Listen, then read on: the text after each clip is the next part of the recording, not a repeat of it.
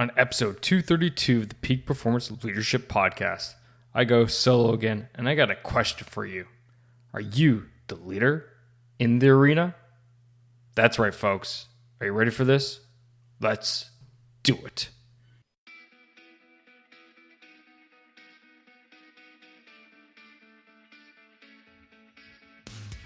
Welcome one, welcome all to the Peak Performance Leadership Podcast, a weekly podcast series dedicated to helping you hit peak performance across the three domains of leadership. Those being leading yourself, leading your team, and leading your organization. This podcast couples my 20 years of military experience as a senior Canadian Army officer with world-class guests to bring you the most complete podcast of leadership going. And for more, feel free to check out our website at movingforwardleadership.com. And with that, let's get to the show.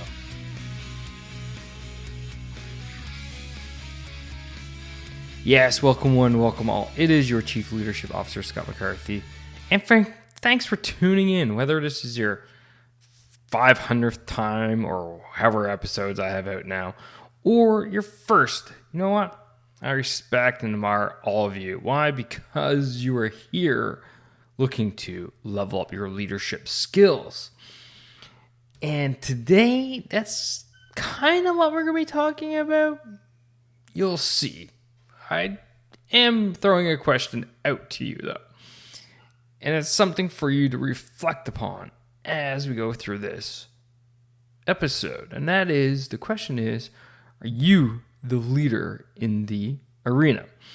And when I get to that specific part about answering the question, or not even answering it, rather discussing it, I'll explain more, absolutely.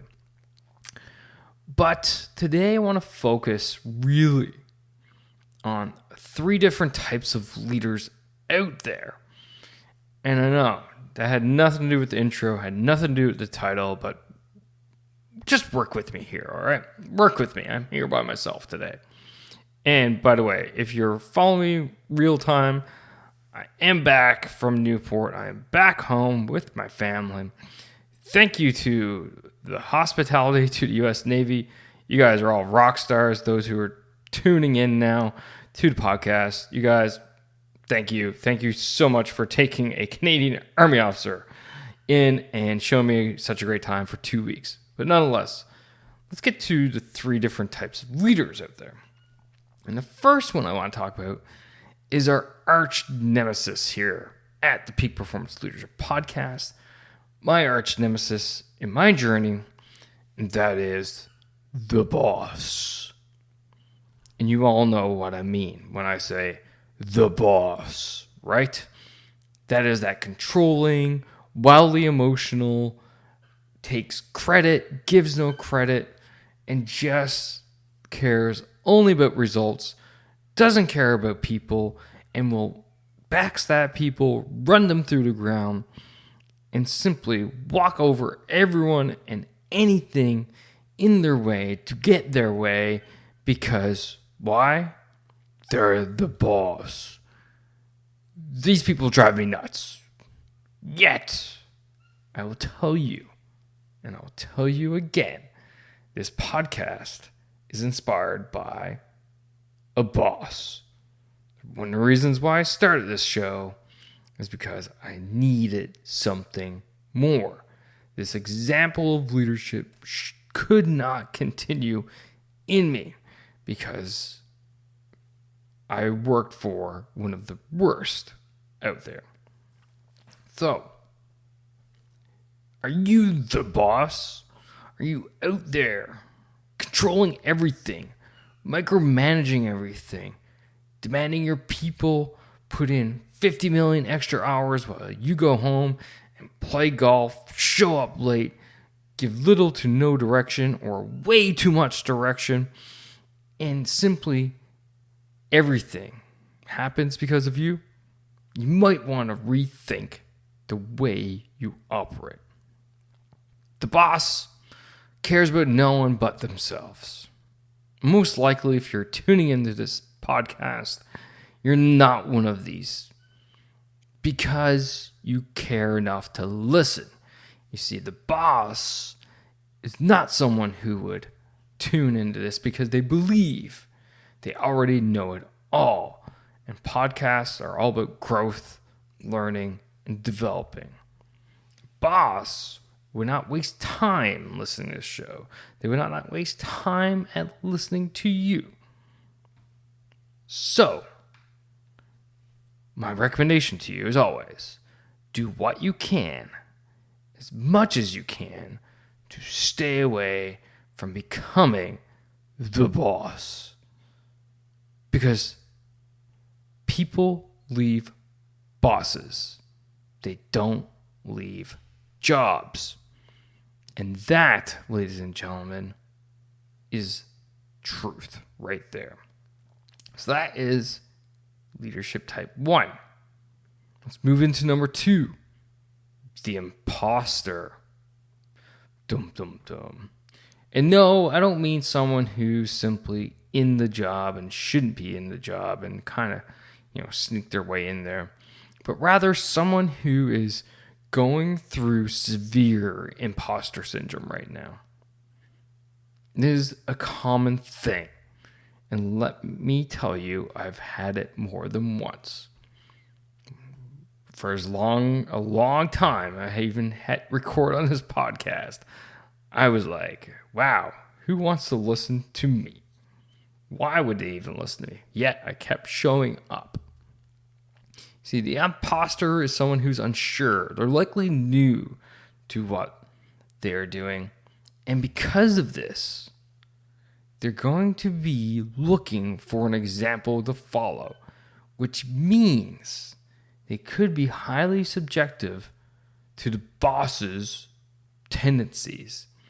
And this is where new bosses brew, because they believe that these actions, this ideology, this attitude and mindset, and everything horrible associated with them is the right thing to do. It's the example they have.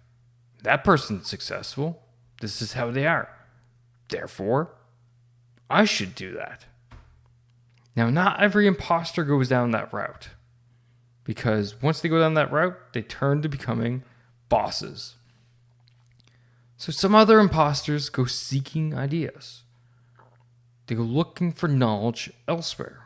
And you may be in this. You may be this type. You're listening to a podcast. Maybe you're reading books on leadership or journal articles, online articles, whatever. Yet here's the difference between the imposter and the next type, the leader. The imposter spends their time wishing, wanting, hoping, yet to do nothing. They spend their time seeking that next little bit of knowledge that they can apply, that next thing that will make their leadership journey that much better. But guess what? It never comes. Why? Because they do absolutely nothing about it. They stick and get stuck in this imposter loophole to the point where they get so frustrated that they're not getting any results, not moving forward. They look at a poor example, and then the slippery slope begins. So if you feel that way, I highly recommend to you to look at the next leader type. And this is where the title of today's show comes from, because that is the leader. Plain and simple, the leader. And if you follow me for any part of time now, you know I am not a fan of quotes. But I got one for you today. And in fact, I got a paragraph. And this quote is not actually a quote because I've edited it to make it fit better with you, the listener, because I wanted it to be better representative of the leaders out there who are listening to this podcast and not just the men out there. So this quote comes from Theodore Roosevelt's speech on 23 April 1910. The speech itself was named Citizen in a Republic, but it has now become more commonly known, or this section of it anyway, as the man in the arena. And hence why I edited it a bit, because I want it to be inclusive to you female listeners out there. So here it goes. It is not the critic who counts, not the person who points out how the strong stumble, or where the doer of deeds could have done them better. The credit belongs to the leader who is actually in the arena, whose face is marred by dust and sweat and blood, who strives valiantly, who errs, who comes short again and again, because there is no effort without error and shortcoming, but who does actually strive to do the deeds, who knows great enthusiasms, the great devotions, who spends themselves in a worthy cause, who at best knows in the end the triumph of high achievement, and who at worst, if they fail, at least fail while daring greatly, so that their place shall never be with those cold and timid souls who neither know victory nor defeat. So you as the leader, what does that say to you? I'll tell you what it says to me. It says to me that we need to be in there, toes to toes, nose to nose, shoulder to shoulder with our teams, with the other leaders in our organizations, with our supervisor, our leaders.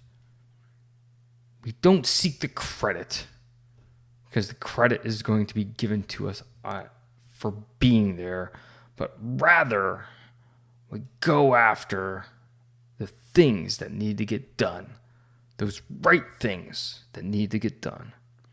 And we do it without fear of failure. Why? Because if you learn from those failures, you didn't fail at all.